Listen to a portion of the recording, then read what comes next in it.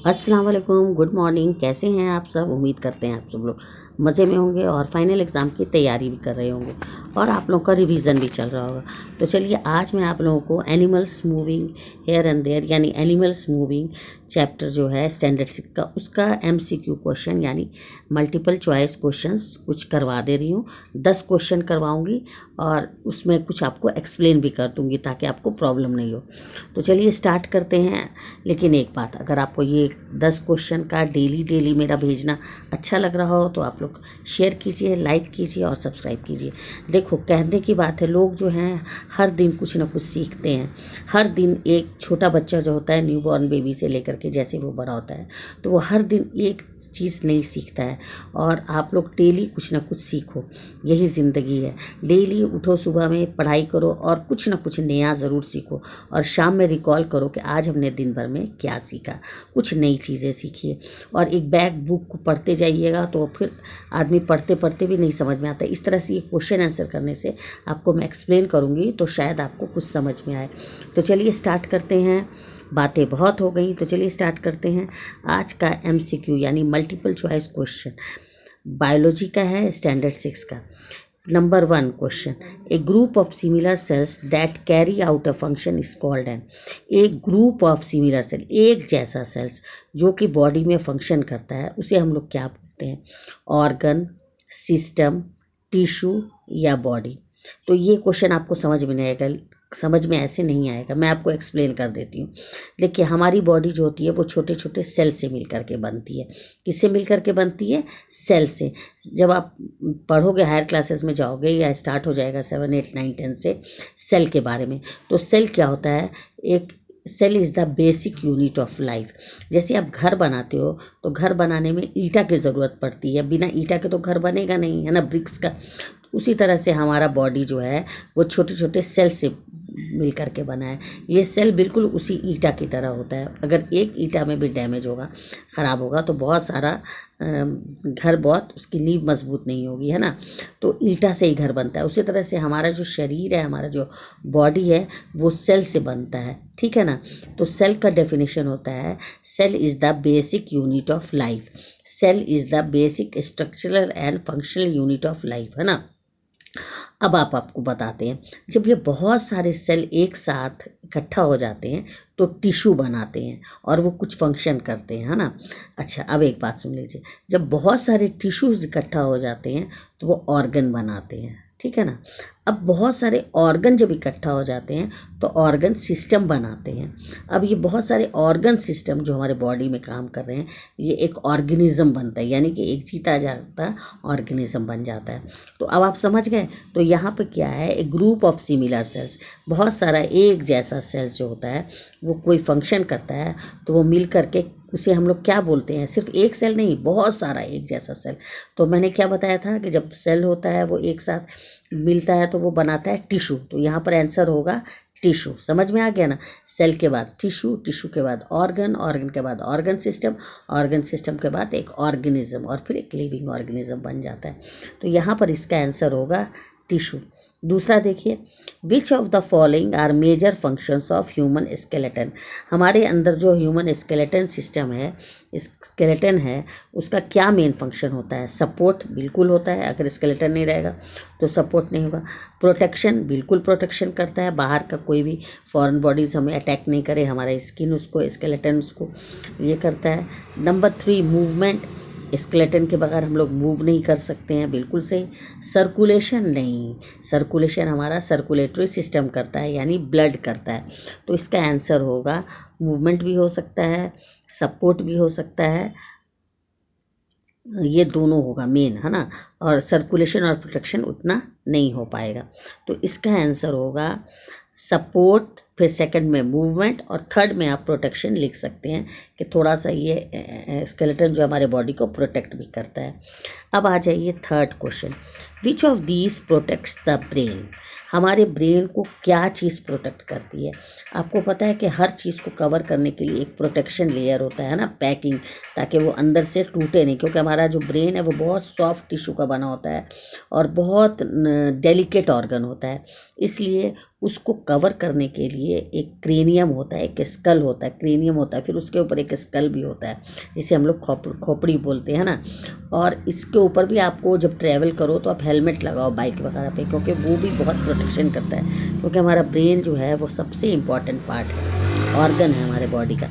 तो which of these protects the brain, तो मैं एक्सप्लेन कर दे रही हूँ। कार्टिलेज नहीं होगा, स्पाइन नहीं होगा, वर्टिब्रा नहीं होगा, तो कौन ब्रेन को प्रोटेक्ट करता है? स्कल यानी खोपड़ी। तो इसका आंसर होगा स्कल। अब आ जाइए, the pelvic girdles links the, आपको पता है कि हमारे बॉडी में गर्डल्स होते हैं, एक पेक्टोरल गर्डल और एक pelvic girdle. Pectoral girdle shoulder पे होता है और पेल्विक गर्डल पैर के पास होता है, जांघ के पास।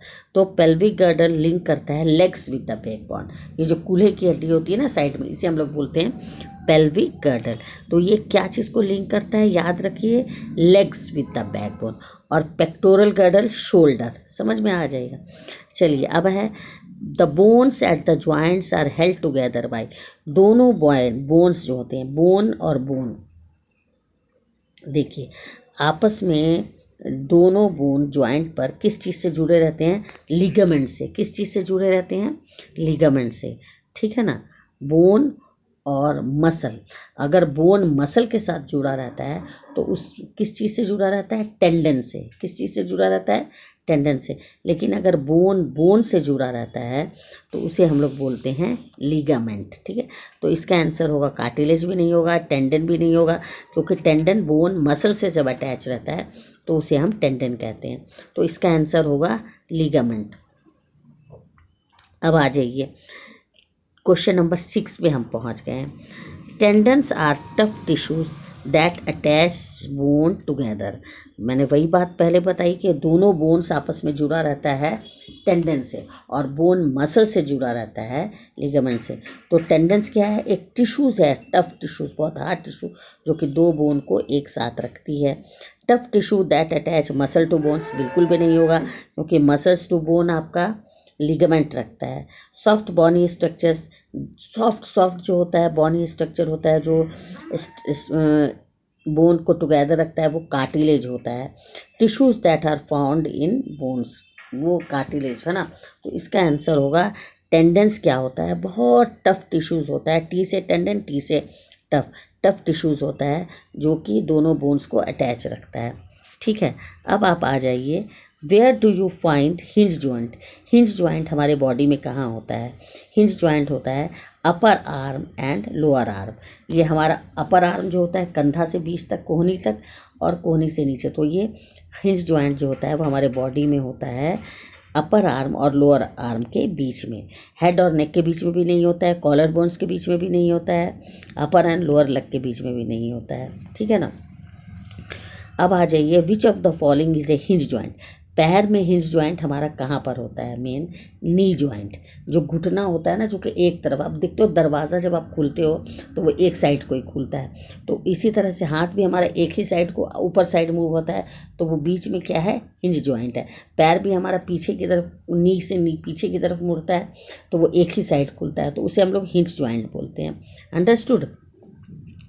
अब है the snail is an example of an animal. Snail आप देखते होगे, स्नेल में हड्डी ऊपर होती है, मसल्स अंदर होता है, तो उसे हम लोग बोलते हैं, घोंगा को देखते हो ना, ऊपर में वो उसका वो रहता है, स्कल रहता है ना, तो उसे हम लोग बोलते हैं एंडोस्केलेटन। एक्सोस्केलेटन जो बाहर होता है हड्डी, और एंडोस्केलेटन जो अंदर। हमारे शरीर में स्केलेटन अंदर होता है, ऊपर मसल्स होता है, और लेकिन स्नेल के में क्या होता है? ऊपर हड्डी होता है, अंदर मसल्स होता है। उसको थोड़ा सा भी डेंजरस होता है तो वो उस हड्डी के अंदर छुप जाता है, तो इसका एग्जाम्पल होगा एक्सोस्केलेटन। स्ट्रीम लाइन शेप किसका होता है? स्ट्रीम लाइन शेप फिश का होता है और बर्ड का होता है, ताकि हवा को वो पास कर सके। तो ये 10 क्वेश्चन जो है ये बहुत इम्पॉर्टेंट है, इस टाइप के ही क्वेश्चन आप आएंगे। तो जब मैंने आपको बता दिया था कि सेल जो है वो बेसिक यूनिट ऑफ लाइफ होता है, सेल जो है वो टिश्यू बनाता है, टिश्यू ऑर्गन बनाता है, ऑर्गन सिस्टम बनाता है, और इसके बाद जो है वो एक ऑर्गेनिज्म बनाता है। तो आप लोगों को ये बहुत ही इम्पॉर्टेंट चैप्टर है, इसको पढ़ लीजिएगा। हमारे बॉडी में मेन ऑर्गन सिस्टम कौन कौन सा होता है? नर्वस सिस्टम होता है, स्केलेटन सिस्टम होता है, मस्कुलर सिस्टम होता है, सर्कुलेटरी सिस्टम होता है, डाइजेस्टिव सिस्टम होता है, रेस्पिरेटरी, एक्सक्रीटरी और रिप्रोडक्टिव। और सबका सेल अलग अलग तरह का होता है, सबका टिश्यूज़ अलग अलग तरह का होता है, सबका ऑर्गन अलग अलग तरह का होता है। समझ में आ गया ना? और स्केलेटन क्या होता है? हमारे बॉडी का फ्रेमवर्क होता है। स्केलेटन का क्या काम होता है? सपोर्ट करता है, प्रोटेक्शन करता है, मूवमेंट कर बॉडी में देता है। सब समझ रहे हो ना? बोन क्या है? एक लिविंग टिश्यू है। और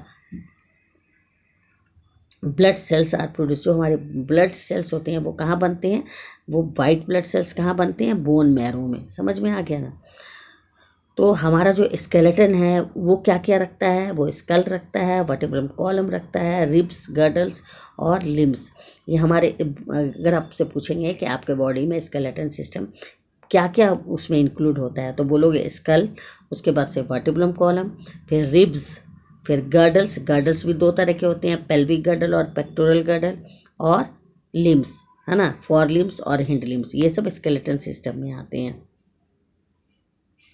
हम लोग क्या हैं? वर्टिब्रास हैं, क्योंकि हमारे अंदर बैकबोन होता है। और इनवर्टिब्रेट्स किसको कहते हैं? जिसके अंदर बैकबोन यानी पीछे रीढ़ की हड्डी नहीं होती है। तो हम लोग के अंदर रीढ़ की हड्डी होती है और इसे हम लोग बैकबोन कहते हैं। तो हम लोग वर्टिब्रेट हैं। तो ये छोटी सी चीज़ है जो कि आपको रिवीजन में बहुत ही इम्पोर्टेंट है, और ये सबको आपको पढ़ना ही पढ़ना है। ये आपका स्केलेटन सिस्टम है, देख लीजिए। स्कल है, एल्बो है, ये आर्म्स हुआ यानी लिम्स हुआ, ये गर्डल्स हुआ, ये नी हुआ, ये जो नी है और ये एल्बो है, ये दोनों हिंज जॉइंट है। ठीक है ना? तो आपको ये छोटा सा रिवीजन पोर्शन कैसा लगा? अगर अच्छा लगा तो ज़रूर से पढ़िए और दूसरे फ्रेंड्स लोग को भी शेयर कीजिए। अब हम आपको एक तो और छोटी सी चीज़ बता देते हैं। बॉडी सिस्टम, जैसे हमारे बॉडी में बहुत सारे सिस्टम है, पता है ना? नर्वस सिस्टम है, स्केलेटन सिस्टम है, मस्कुलर सिस्टम है, सर्कुलेटरी है, डाइजेस्टिव है, रेस्पिरेटरी है, एक्सक्रीटरी है, रिप्रोडक्टिव। तो सबका मेन ऑर्गन्स भी होता है। क्या क्या ऑर्गन होता है? नर्वस सिस्टम का ऑर्गन होता है ब्रेन, स्केलेटन सिस्टम का ऑर्गन्स होते हैं बोन्स, मस्कुलर, एम से मस्कुलर, एम से मसल्स, सर्कुलेटरी में आ गया जो बॉडी में खून दौड़ाता है यानी हार्ट, ब्लड वेसल्स, डाइजेस्टिव में पूरा एलिमेंट्री कैनाल वाला, रेस्पिरेटरी में आ गया नोज, ट्रैकिया, लंग्स, एक्सक्रीटरी में जो जितना अनडाइजेस्टेड वेस्ट मटेरियल को रिमूव करता है बॉडी से, excretory system, kidney, ureter, bladder, urethra, और रिप्रोडक्टिव जो आगे प्रोडक्शन करता है, रिप्रोडक्शन करता है ना। तो ये सारे सिस्टम एक दूसरे से बहुत कोरिलेटेड है, एक दूसरे से अटैच रहते हैं। एक सिस्टम में भी गड़बड़ी होगी तो सारे सिस्टम में गड़बड़ी हो जाएगी। तो ये छोटा सा रिवीजन था इस चैप्टर का, तो आप लोग अच्छे से पढ़िए, समझिए। और ये चैप्टर का नाम था मूवमेंट इन एनिमल्स। और भी आप लोगों को छोटा मोटा टिप्स और ट्रिक्स मैं ज़रूर बताऊंगी, और ये आप लोग अच्छे से समझ जाइए। कुछ नहीं है, biology is a very interesting subject. ठीक है, तो फिर अब कल मिलते हैं।